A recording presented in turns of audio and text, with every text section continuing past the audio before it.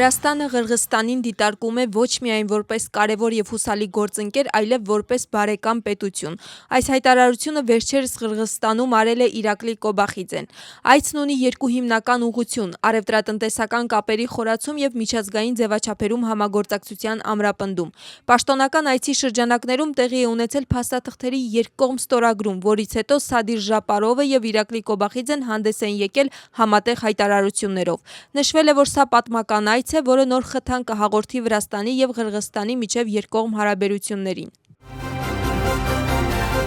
Ինչ դիրքորոշմամբ է Վրաստանը ներկայացել Բրյուսելում վիզային երկխոսության շրջանակներում անցկացված հանդիպմանը, այս մասին պարզաբանում է տվել արտաքին գործերի նախարարությունը։ Քննարկումը վերաբերում էր Եվրահանձնաժողովի 2026 թվականի մարտի 6-ի գործադիր կանոնակարգին, որը նախատեսում է ժամանակավորապես կասեցնել վիզային արտոնությունը Վրաստանի դիվանագիտական, ծառայողական և պաշտոնական անձնագրեր ունեցող անձանց համար։ Վրաստանի արտաքին գործերի նախարարությունում հայտարարում են, որ Եվրահանձնաժողովի այդ որոշումը հիմնված է զեկույցի վրա, որը միտումնավոր և կողմնակալ կերպով է գնահատում Վրաստանում առկա իրավիճակը, ինչը չի թույլ տալիս կատարել պատշաճ և օբյեկտիվ եզրակացություններ։ Վրաստանի արտաքին գերատեսչության տեղեկացմամբ, դիվանագիտական և ծառայողական անձնագրեր ունեցող անձանց համար առանց վիզայի ռեժիմի ժամանակավոր կասեցման մասին որոշումը, որն ընդունվել է անբավարար հիմնավորման հիման վրա, անարդարացի է։ Արտաքին քաղաքական գերատեսչությունը ընդգծում է, որ Վրաստանի սահմանադրությունն ու գործող օրենսդրությունը ապահովում են քաղաքացիների հիմնարար իրավունքների և ազատությունների պաշտպանությունը, այդ թվում խոսքի ազատության, հավաքների և ցույցերի, միավորման, անձնական կյանքի անձեռնմխելիության և հավասարության իրավունքները։ Հանդիպման վերաբերյալ ընդարձակ մեկնաբանությամբ քիչ առաջ հանդես է եկել արտաքին գործերի նախարարը, իսկ հարցին արձագանքել է նաև վարչապետը։ Վիզային հարցերի շուրջ վրացական կողմի և Եվրահանձնաժողովի ներկայացուցիչների միջև կայացած հանդիպումը Թբիլիսիում ակտիվ քննարկումների թեմա է։ Ընդդիմության մի մասը ցավալի է համարում այն փաստը, որ իրավիճակը բարելավելու փոխարեն վիզաների հարցում ստեղծվել է նման դրություն։ Ժողովրդի ուժը դիվանագիտական անձնագրեր ունեցող անձանց համար վիզաների կասեցումը քաղաքական որոշում է անվանում և հայտարարում, որ տվյալ հանդիպման նպատակը Եվրահանձնաժողովի համար ստեղծված փակուղուց դուրս գալն է։ Իսկ իշխող թիմում հույս են հայտնում, որ Եվրամիությունը կփոխի Վրաստանի նկատմամբ իր անարդար վերաբերմունքը։ Ընդդիմադիր դաշինքում հակամարտությունը սրվում է։ Չնայած այն հանգամանքին, որ դաշինքի անդամ կուսակցությունները ազգային շարժում այլևս իրենց շարքերում չեն դիտարկում, նախկին իշխող կուսակցությունը չի պատրաստվում լքել միավորումը։ Միևնույն ժամանակ Միխեիլ Սաակաշվիլին հրապարակայնորեն քննադատում է դաշինքի առանձին անդամներին և դժգոհություն հայտնում նրանց գործողությունների ռազմավարությունից։ Ազգային շարժումն արդեն ամիսներ շարունակ չի մասնակցում դաշինքի որոշումների ընդունմանը, հայտարարում է Նիկա Գվարամյան։ Թամար Չերգոլեյշվիլիի հայտարարությամբ ազգային շարժման լոգոն կհեռացնեն դաշինքի պաստառներից։ Զուգահեռաբար ազգային շարժումը ծրագրում է վերափոխումներ և հայտարարում է արմատական փոփոխությունների մասին։ Այդպիսի օրինակներից մեկն են Նանուկա Ժորժոլյանի հետ անցկացվող խորհրդակցությունները։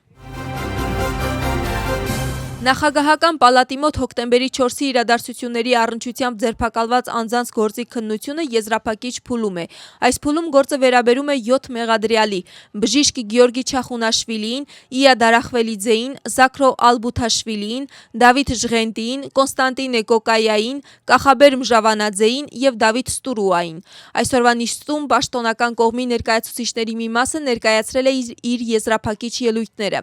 Փաստաբանների պնդմամբ գործում բավարար ապացույցներ չկան։ Դատավարությունը կշարունակվի հաջորդ շաբաթ։ Հիշեցնենք, որ հոկտեմբերի 4-ի գործով ձերբակալվածներին մեղադրանք է առաջադրվել մի քանի հոդվածներով, այդ թվում ռազմավարական և առանձնահատուկ նշանակության օբյեկտը խմբակային եղանակով զավթելու փորձի, ինչպես նաև խմբակային բռնություններին մասնակցելու համար։ Այս հանցագործությունների համար նախատեսվում է մինչև 6 տարվա ազատազրկում։ Նույն գործով արդեն դատապարտվել են հոկտեմբերի 4-ի իրադարձությունների կազմակերպիչները։ Նույն փաստով ավելի քան 20 ձերբակալվածներ կնքել են հաշտության համաձայնագիր։ Ամերիկայի Միացյալ Նահանգների նախագահը հայտարարել է, որ ավարտել է Իրանի հետ պատերազմը և ԱՄՆ-ն Իրանի հետ հասել է հիանալի համաձայնության։ Փաստաթղթի ստորագրումը կարող է տեղի ունենա առաջիկա շաբաթվա վերջին Եվրոպայում, իսկ Հորմուզի նեղուցը կբացվի անմիջապես համաձայնագրի ստորագրումից հետո։ Դոնալդ Թրամփի խոսքով Իրանը համաձայնել է երբեք չունենալ միջուկային զենք, իսկ դա ԱՄՆ-ի գլխավոր նպատակն էր։ Լրագրողի հարցին, թե արդյոք Իրանի գերագույն առաջնորդը համաձայնել է պայմանավորվածությանը, Թրամփը պատասխանել է. «Ինչպես տեղեկացա, պատասխանը դրական է»։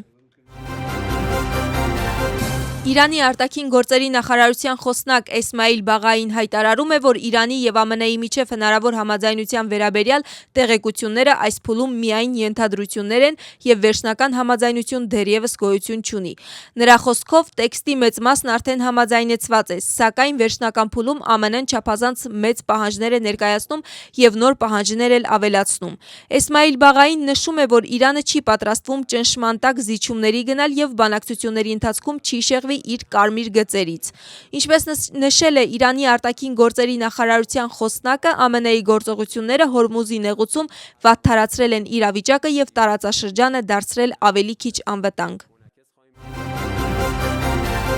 Իսրայելի վարչապետի գրասենյակի հայտարարությամբ Բենյամին Նեթանյահուն եւ Դոնալդ Թրամփը հեռախոսազրույց են ունեցել Իրանի հետ ընթացող բանակցությունների եւ սպասվող համաձայնագրի շուրջ։ Հայտարարության մեջ նշվում է, որ Իսրայելը տվյալ փոխըմբռնման հուշագրի կողմ չէ։ Այնուամենայնիվ Նեթանյահուն շնորհակալություն է հայտնել Թրամփին այն պարտավորության համար, ըստ որի բանակցությունների ավարտից հետո համաձայնագիրը պետք է ներառի Իրանի հարստացված միջուկային նյութերի ոչնչացումը, հրթիռային արտադրության սահմանափակումը եւ տարածաշրջանում Իրանի կողմից աջակցվող զինված խմբավորումներին ցուցաբերվող օգնության դադարեցումը։